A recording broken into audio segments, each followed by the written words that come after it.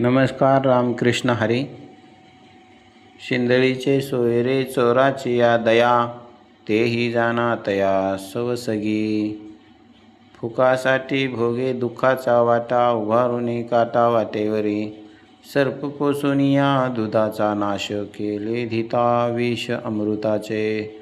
तुका म्हणे यासी न करिता दंडन, पुढील खंडन नव्हे दोषा.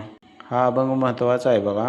शिंदळीचे सोयरे आणि चोराला दया करणारी माणसं. शिंदळी म्हणजे व्यभिचारी, वेश्या, आणि चोराला दया करणारी माणसं. दुसऱ्याच्या सुखाच्या आड येणारी म्हणजे दुसऱ्याच्या वाटेत काटे पसरणारी माणसं.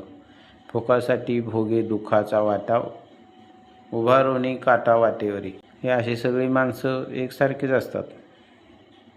त्यांना दुसऱ्यांचं काय देणं घेणं नसतं. चांगल्या माणसांचं स्वार्थी वृत्तीची ही माणसं असतात. सर्प पोसुनिया दुधाचा नाश, केले धिता विष अमृताचे. दुधाला अमृत असं म्हटलेलं आहे. तरी अशी माणसं सापासारखी असतात आणि त्यांना दूध पाजायची काही गरज नाही. आंघोळ पण घालायची काही गरज नाही. आता नवीन एक फॅड आलेलं आहे, आंघोळ घाला दुधाची. ती दुधानं आंघोळ घालून नंतर आणि पाण्यानं कशाला करायची? मग रोज दुधानंच करायची ना. चांगला आहे. तुका म्हणे याशी न करता दंडन, पुढील खंडन नव्हे दोषा. ह्या अशा लोकांना दंड दिला पाहिजे, यांच्या विरोधात बोललं पाहिजे. त्यांच्या या वाईट वृत्तीचं, त्यांच्या पापाचं आपण खंडन केलं पाहिजे.